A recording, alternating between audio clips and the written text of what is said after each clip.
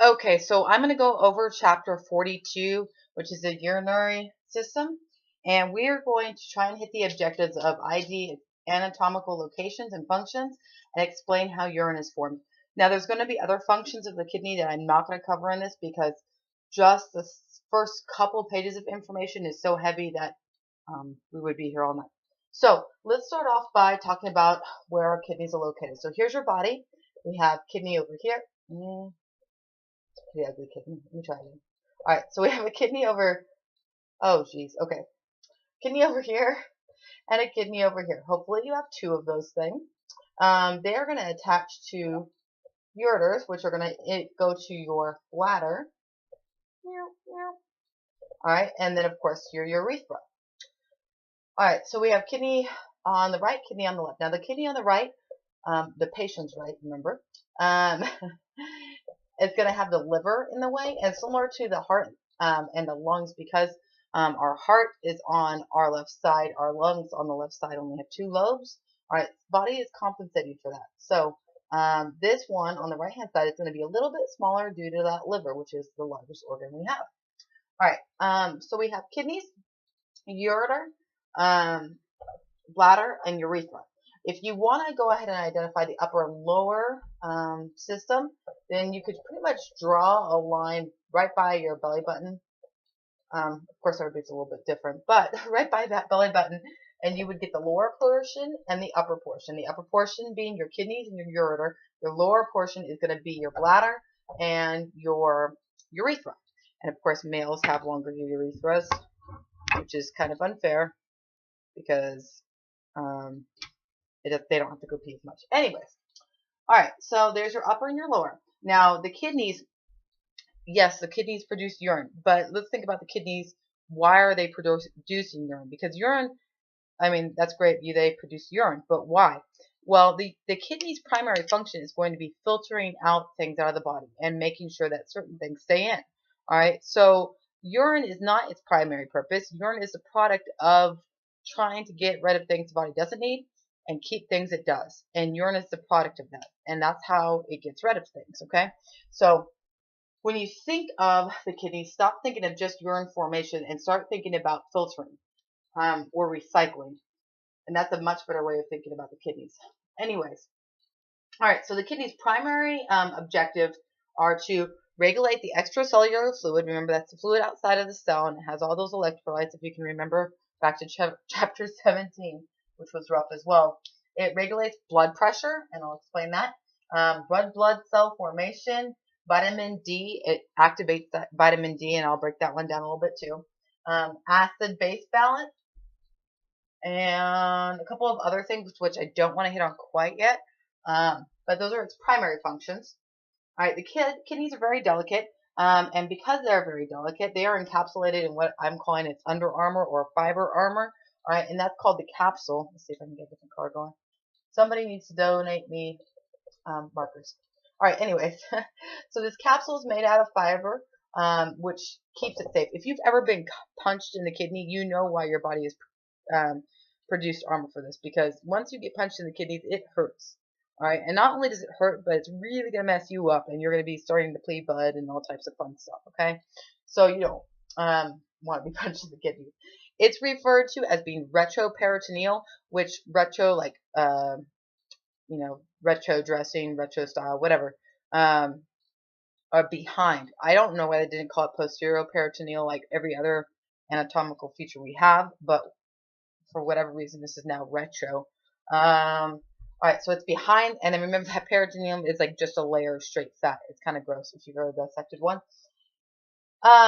Also, you have fat cells around it, and again, that provides shock absorbance for those kidneys because it sucks to get punched in the kidneys. Now, of course, you need blood flow to all of your major organs, all right, and especially your kidneys, because the kidney's primary job is to filter waste. Waste is found in the blood.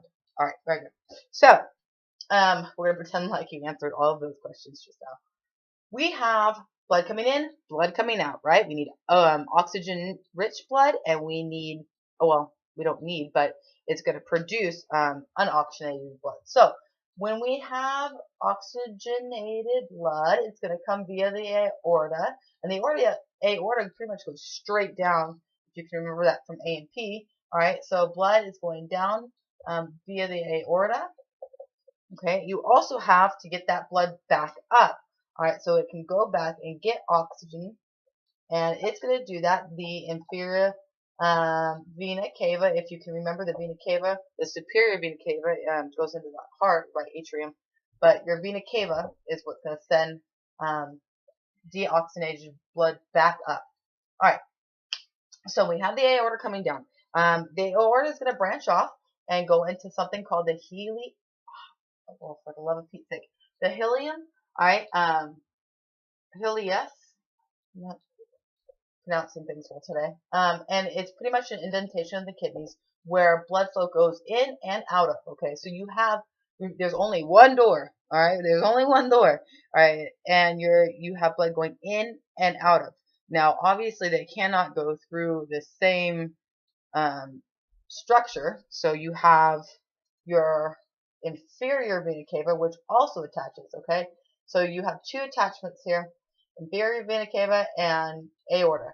Aorta sends blood in. Superior vena cava gets blood out, and that's how you're going to get your blood to your kidneys. All right, let's break down that kidney. We're going to take a closer look at the kidney, and I'm going to move from big to small here. So that was your biggest frame. Now we are going to make a little bit smaller frame, and let's talk about that kidney. And I'm going to make this as big as I possibly can. All right, so I'm taking a look at one kidney at this point. Am I off my screen? No. All right, I'm going to take a look at one kidney. All right, and again, you have your Helios, H-I-L-U-S, where blood flow comes in and blood flow goes out. All right, so I'm going to use, of course, red for good blood. I don't have a blue, but imagine that I do have a blue. All right, now you have your cortex and your medulla. All right, medulla means middle. Medulla means middle. All right, like medial, medulla. So you have your cortex and your medulla. Your cortex is going to be on the core or the crust. So think core, crust. That's your outside of your kidney. Now you have these things that are so technically called pyramids, renal pyramids. And guess what? They look like pyramids. Now you want to make sure that your pyramids are held up. And so therefore you're going to have in between them what we like to call renal columns. All right, so those renal columns are going to be important, not necessarily for structure, but it is there. So I just wanted to refer to that as a column. This is renal column, and this is your pyramid. All right, at the top of a pyramid, in a regular, Egyptian pyramid, we would have a point. I want you to think papillary for a point, okay? So here's the point of that. And again, this is renal. Let's see if I can write this off to the side. Renal pyramid. All right, and that's this structure right here, all of it. And then at the very top of it, or the point of it, you're going to have your papillary. Let's see. Something off my screen. P-A-P-I-L-L-A. Papillary. All right. Think P for a point or tip of your pyramid. Okay. Pyramid, column, point. Okay. So you have about 18 of these structures. I guess I'll just fill in some more for the sake of filling in some more. Of course, that's not 18, but that's okay. All right. Additionally, you have your medulla and your cortex. Now, your cortex, like I said, core is crust. Okay, so think the crust or core text, and that's the outside of your kidney. Okay, the inside, think medulla, think medial. All right, but either way, this is the medulla. Let's make sure I'm spelling this correctly. There's two L's. M-E-D-U-L-L. All right, medulla, and that's the middle portion. Okay. All right. So, Calcus. You have minor and major. All right. When you hear the word calcus, I want you to start thinking canals. All right. So calcus, canals. Calcus. All right. Calcus is a major and minor. All right. So think about this as a small back road leading into a freeway. Okay. So your minor ones are going to be, of course, smaller. And they're going to come off these papillaries, okay? So you have minor ones, let's see if I can draw it right here, that lead into a larger one, when they join together. All right, so you have your minor calcuses, and you right here, and your major ones are out here, okay? So it's just like an off-ramp coming onto a freeway, all right? Or a small canal leading into a bigger canal, going up to the ocean or something of that nature. Ooh, I like this one. Renal pelvis. Now here, renal pelvis, this is the way I just remembered it. I was looking at this picture and thinking to myself, of course, if I adjust it a little bit, clean up my lines. If this was somebody's leg right here, and this is a foot, and this is a foot, where would your pelvis be? All right there. So, again, here's one leg, here's another leg, here's one foot, here's the other foot, and your pelvis is going to be right there. So that's called your renal pelvis. Renal pelvis. And it's in between your legs. All right.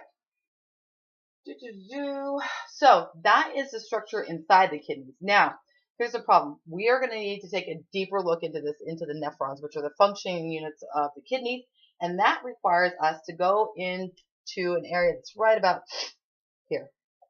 All right. There's like 1 million nephrons in each kidney. All right. So there's tons of these things in each kidney, and we need to go into right here. Okay. The nephrons are going to be somewhat in the cortex and somewhat out of the cortex. Okay. So here we go into nephrons. I'm going to erase this picture.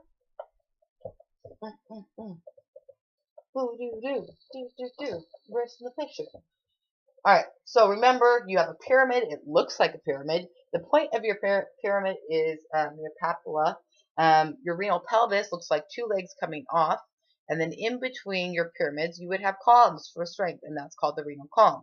All right, your cortex is the crust, and your medulla is the middle. Yes. Okay, so moving forward, we have nephron. Now, the nephron, like I just said, was the functional unit of your kidney, and it is in between. It's going to be in between that cortex and the medulla. And here we go on this guy, because he and I'm going to just write, let's see, can you see that? All right, so here's your kidney, and remember we had those pyramid colors. All right, and we're going in to an area like this to look at a nephron.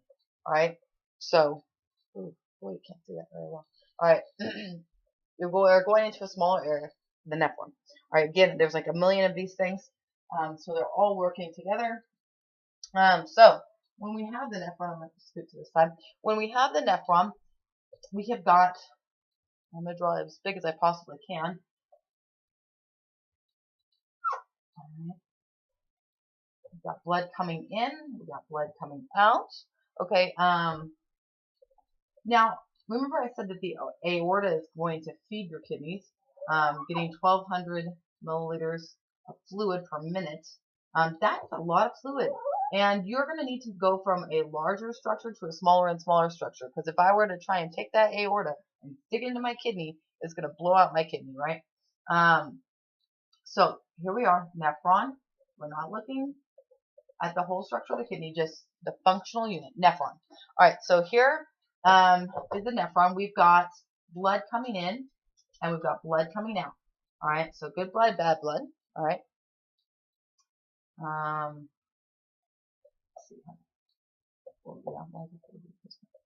Okay, so here's the way I want you to think about this. And when I explain this, like the recycling system, it's going to make a lot of sense, hopefully. All right.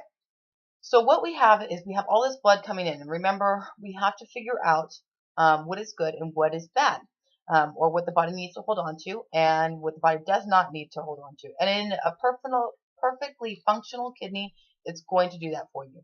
All right, so we have blood coming in. Now, when this blood comes in, it is going to go through, this is called the afferent.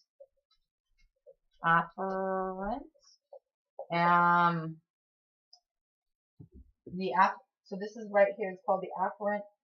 I want to make sure I'm spelling that correctly.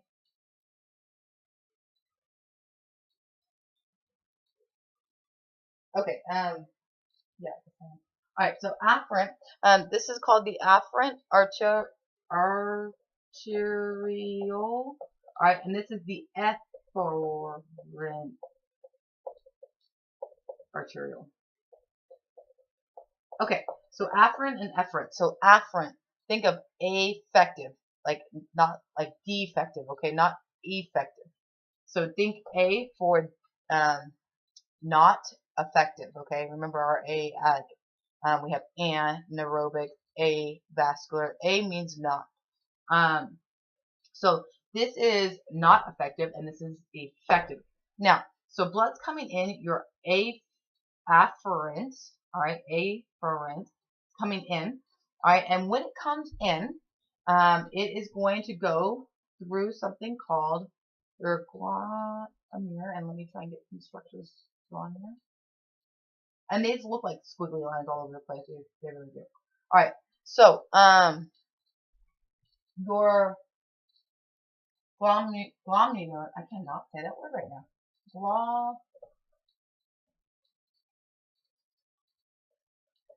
Okay, there we go. Glomulus, all right, glomulus is going to be a semi-permeable membrane. Now, by semi-permeable membrane, it has really big pores. So what it's basically going to do is, as the blood comes in, all right, it's going to hold back blood cells, platelets, and really large stuff, okay? So really large stuff. All right, so what is blood once we get rid of all of our blood cells, all of our platelets, and major structures that's floating around in there? Well, we have plasma, okay? So everything else is going to go through. So in that semi-permeable membrane, we are going to end up with plasma, and red blood cells will stay behind. All right. Now, again, this is a perfectly functional kidney. In the event that it becomes sick or it becomes too permeable, those holes can get bigger, and that's when you have blood in your urine. Okay. Remember, your glomerular is holding back your red blood cells and your platelets, okay? So if it gets any bigger, then the blood cells can get through. And when the blood cells get through, guess what? They end up in urine. Okay, so blood comes in, it goes through your semi-permeable membrane, all right? And then blood is going to go out your efferent arteriole, and I already drew it over there. All right, so the fluid coming out of this, okay, the fluid coming out of this, like I said, what's blood without blood cells? Well, it is plasma. All right, and this is going to go into your Bowman's capsule. All right, so your Bowman's capsule is this structure on the outside, and it's going to hold in fluid. All right, so this is your Bowman's capsule, and at this point, it is plasma, or about the same structure as your blood, except for it does not have your red blood cells. Okay, so Bowman's capsule. All right, are we all good there? Hopefully so. All right, so the Bowman capsule is holding this. Okay, and I'm gonna have to erase that because I have to draw another one. All right, the next part of this is that we have tubulars. All right, we have all types of tubes running all over this nephron, and that is because at different areas it's going to absorb or excrete different substances. Okay, so here we go. We have this tubule, and it's going to run off. Now, in relation to our capsule, you're going to start off with the proximal. Proximal is closest. Okay, so when you come off, you're going to have your proximal tubule. All right, and now this tube goes all over the dang place, but it ends up that the tube goes down. All right, and I'm going to just kind of see that. All right, the tube goes down. All right, so again, proximal to the capsule itself, it goes down, and it's going to go into the loop of Henry. Helen, sorry, let me just say Henry. It's a boy now. All right. And this tubule is long. Okay. So we have blood that's filtered by your glomerular. All right, it goes into your Bowman capsule. At that point, it's pretty much plasma. All right, from that, your proximal tubule, all right, that's proximal to the capsule, is going to start filtering that plasma through. The whole point of this tubule is to either excrete. It's pretty much it's filtering and keeping what is necessary for the body in and excreting what's bad. Now, this tubule is going to start off with your proximal tubule. All right, so here's your proximal. And then you're going to go into your loop. And then of course, you're going to have a descending loop and an ascending loop. Now, as this finishes off, this is going to become your distal because, yes, it's closer. Now, don't let this confuse you if there's a picture of it. All right, the distal it's close to the capsule, but it's the distal part of the tube. Okay, so the distal runs right up by the capsule again. But because it's on the distal part of the tube, this is referred to as a distal tubule, and that's really important for acid-base balance, but we'll get into that in a second. All right, so this tube, done said, after all its loops and chains and all this other craziness, all right, it's going to go into what it's collection duct. Okay, your collection duct is going to go down, or as I was, collection tubule, all right, is going to take that plasma and it's going to go down to a duct where it will eventually go back. Now you remember those pyramids that I was telling you about? It's going to link up with those pyramids, and we'll explain that in a second. All right, for right now, let's focus on this tubule. Now, here's your collection tubule. All right. All right, so we have, remember, let's go over this again. Afferent blood's coming in.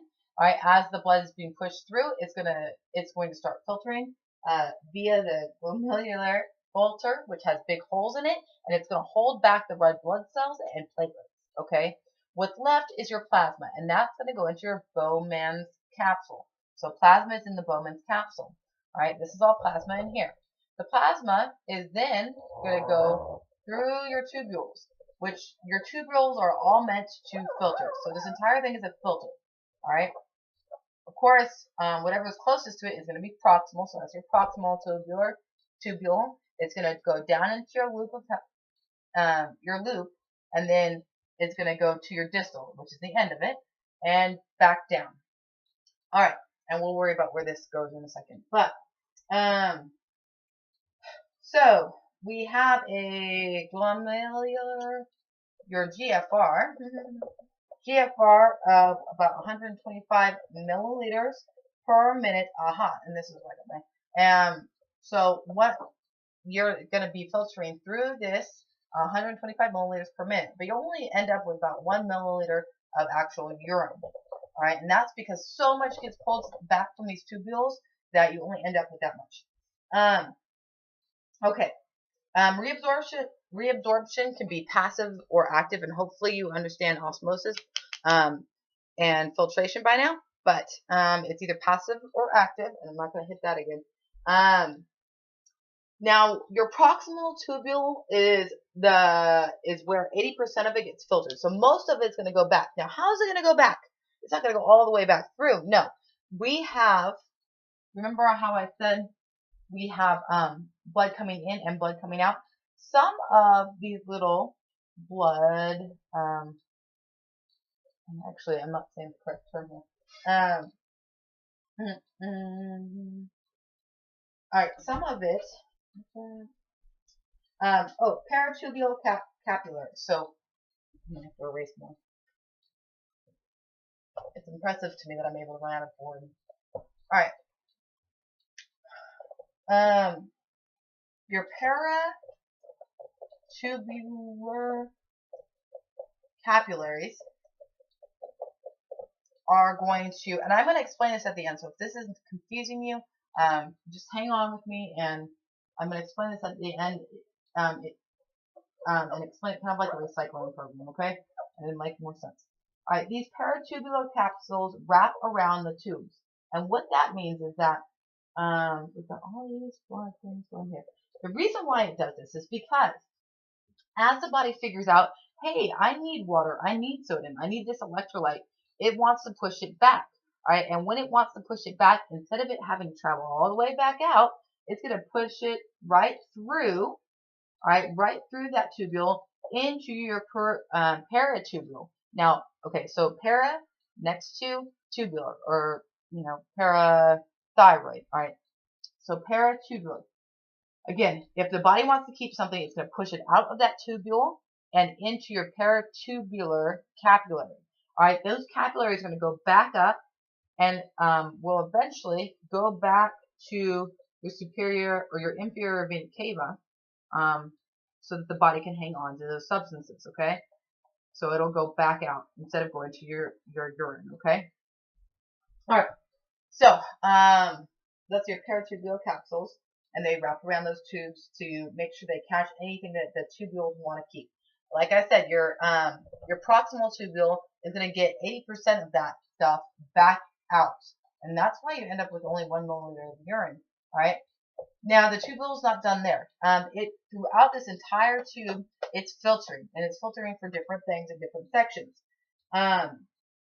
So the one of the things that the body generally will always hang on to, and actually we'll wait on that one, is creatine. And I'll hit that in a minute, I guess.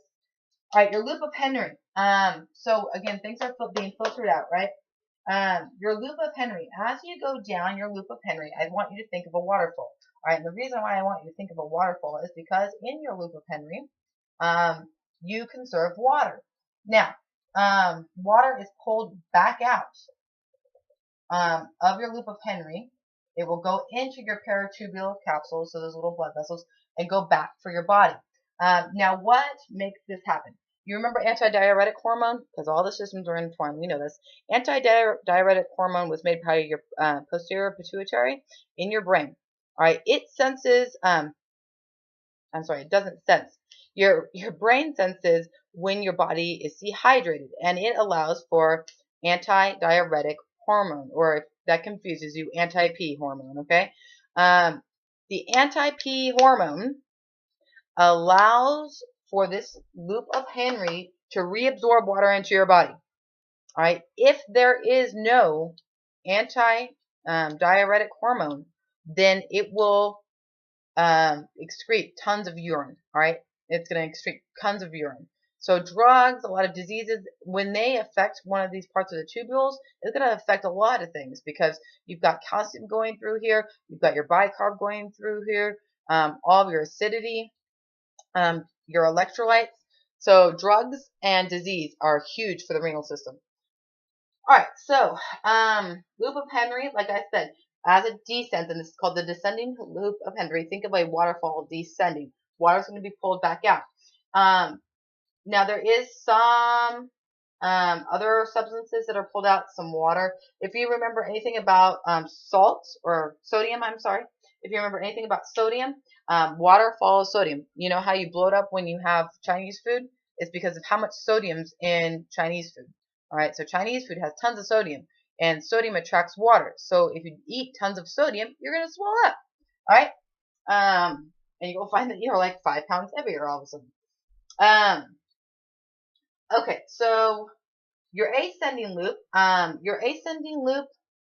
okay, descending loop, ascending loop of Henry, is going to be looking to reabsorb or excrete sodium and chloride. All right, now remember what I said. Sodium's going to follow, or water will follow sodium wherever it goes. And of course, chloride is going to it's going to pick to choose it, to excrete it, or to keep it. So that's what's filtered here. If the body decides it needs it, again, it's going to pull it out of those tubules into your paratubular capillaries and go back into your body via the inferior vena cava. All right, so it's going back in your body. It's not going to your ureters or anything else.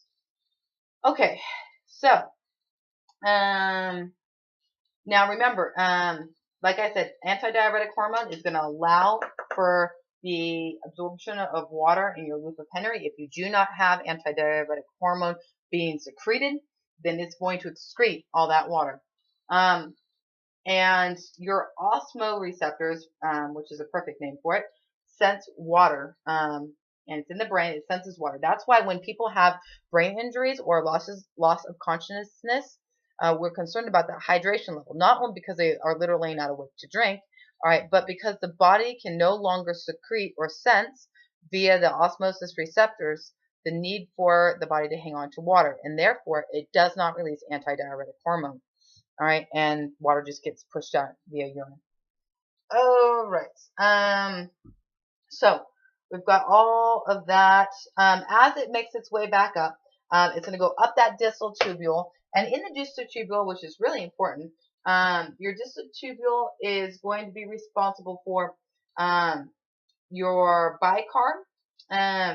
It's the last place. First of all, it's the last place that water can be absorbed. So this is your last stop for water. All right, is in that distal tubule. It also regulates acid-base balance. Remember we said acid-base balance back to chapter 17. Acid-base balance is how much hydrogen you have is your pH, right? And bicarb was something that your body needed to be able to take a strong acid and make it weaker. All right, so bicarb, that was the bicarb buffer system. And that was from chapter 17. But your distal portion of your tubule is going to be responsible for that acid-base balance. And that's because it determines not only water, but it also determines bicarb. Okay, so bicarb is going to be held onto, all right, and it will excrete excess hydrogen. All right, again, if there's an issue with this part of your tubule, you are going to end up being acidic. Okay, renal acidosis, metabolic acidosis. Okay. All right. Now, the other thing that is important here is that your parathyroid hormone. Remember, your parathyroid hormone is going to be excreted, of course, by your parathyroid. But when we have low levels of calcium in our blood, the parathyroid hormone is released into our body and it starts breaking down bone so that it can raise up the calcium level in our blood. Okay. In addition to it breaking down bone, the parathyroid hormone stimulates these tubules to reabsorb calcium. All right, so it's going to tell the tubules, hey, no, reabsorb calcium. We need the calcium. And in exchange for calcium, the body is going to let go of phosphate. So it's a little tit for tat. So you're going to low calcium and then it will reabsorb calcium and excrete phosphate. Aldosterone. Aldosterone is another hormone we need to talk about, and it's coming from your adrenal cortex. I failed to mention this, but your adrenal glands sit on top of your kidneys, and aldosterone is going to reabsorb sodium and excrete potassium. All right, if I reabsorb sodium, what happens? If I reabsorb sodium, I reabsorb water because water is going to follow sodium. All right, so aldosterone is used to get that water back in your system. And this is why the renal system is so not only so complicated but so important because it affects everything. The other part of this is vitamin D. All right. Vitamin D is going to be important. Basically, we go outside, our body takes in vitamin D, but it's not active at that point. All right. You go into the liver activates vitamin D partially. All right, it's responsible for about half of it. The other part of it is going to go to the other part, inactive part of vitamin D is going to go to your kidneys, and that's going to also activate it. So if your kidneys are not functioning well, then not all of your vitamin D is going to be produced, even if you're going out in the sun. All right, it will not become active. All right, what do we know about calcium and vitamin D? Well, vitamin D allows for the absorption of calcium in your GI tract. So if I cannot produce vitamin D because of a renal issue, then I'm going to probably have bone issues, right? Because I cannot get the calcium to absorb into my bone. I will also probably end up with high calcium. So in renal disease, one of the things that you need to be looking at is your bone structure, okay? And that's why it affects it there. Um, okay, so that's vitamin D. Again, kidneys activate part of the vitamin D, liver activates the other part. The other thing that we need to talk about is your ANP, which is your atrial let's see another thing, uric peptide. So ANP. ANP is a hormone. Basically what it is if your heart feels like you have too much fluid going around, then it's going to secrete this ANP. And this ANP, not only does it cause you to excrete sodium, and when we excrete sodium, we excrete water, but also it's going to relax this afferent atrial, again, what comes in, so that it increases the amount of fluid going in. So if I take a hose and I'm squeezing it, right, making it represent the afferent atrial, if I relax it, all of a sudden, more fluid is going to push through, okay?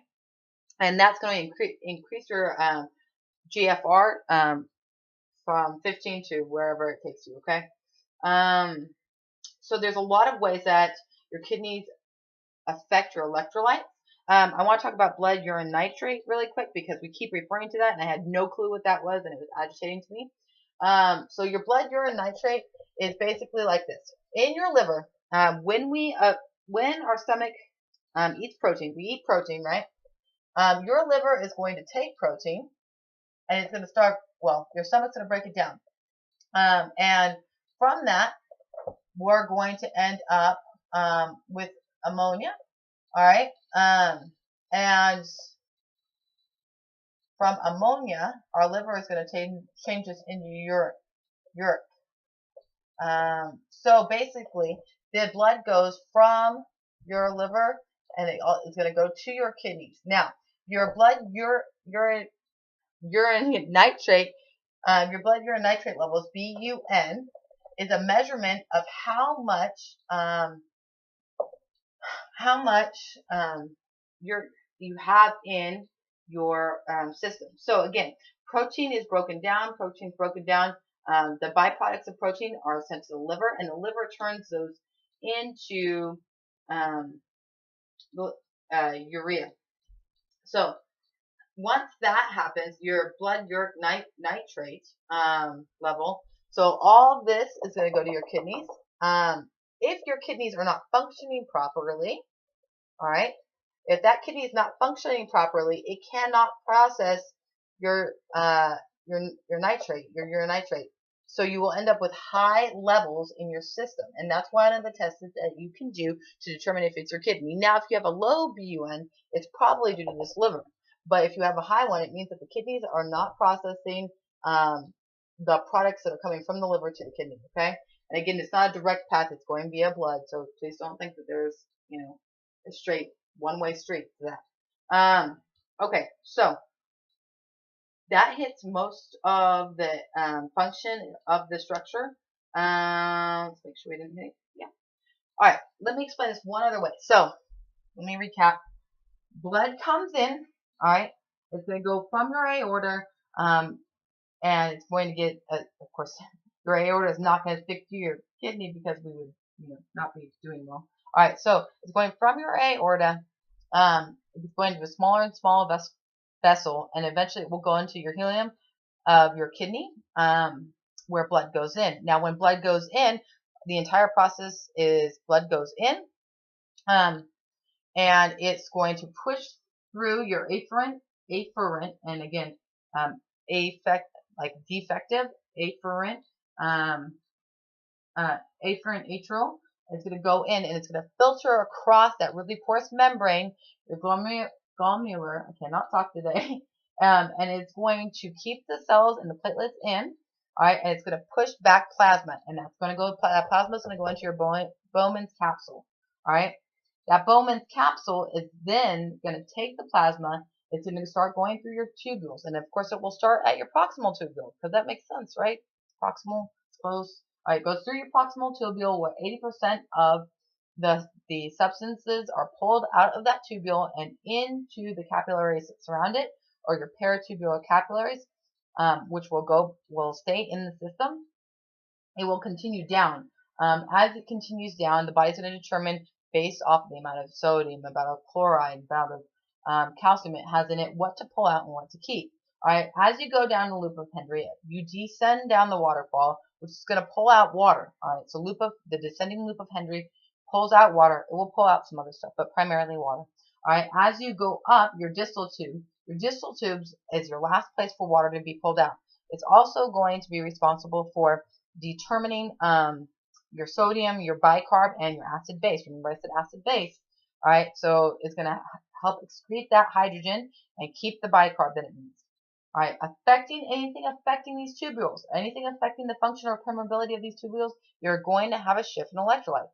All right, so my antidiuretic hormone is going to allow this tubule to excrete water so that the body can keep it. If I have low calcium, calcium will be excreted from the tubule back into the bloodstream, and any other level. If you have diseases, then anything affecting this system, you're going to have off on your electrolytes. All right, so let's look at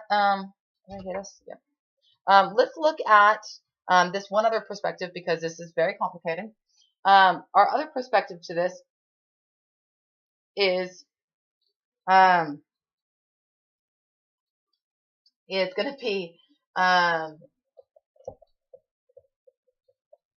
recycling center. Okay, so I want you to think of a recycling center. The recycling center, if you ever know about anything about recycling, one, America has like the worst recycling center in the entire world. We suck at that. Like everything that you recycle, you only keep like 10% of it actually gets recycled, just so you know. Anyhow, you go to Somalia and that is not the case, I promise. But okay, so think about this as a recycling center. People take garbage and they're gonna all put it in the recycling bin, which is not supposed to. So you have garbage and you have like actual recyclable stuff which you can hang on to, okay? This garbage is going to go through a system. The functional part, and again, think about a recycling center, not just a small thing, a recycling center, all right? So inside, it's going to go in through a conveyor belt, all this garbage. There's going to be good, the bad, the ugly. It's going to go into something that's going to start filtering this, all right? This thing that we're going to filter through is going to move on a conveyor belt, and it's going to start picking out the things that it can actually keep. So maybe it's going to pick out bottles, cans, whatever. All right, whatever I can actually recycle, it's going to start pulling off this conveyor belt. Now, it'd be really ineffective to take a guy and make him run all the way back and forth with cans to keep.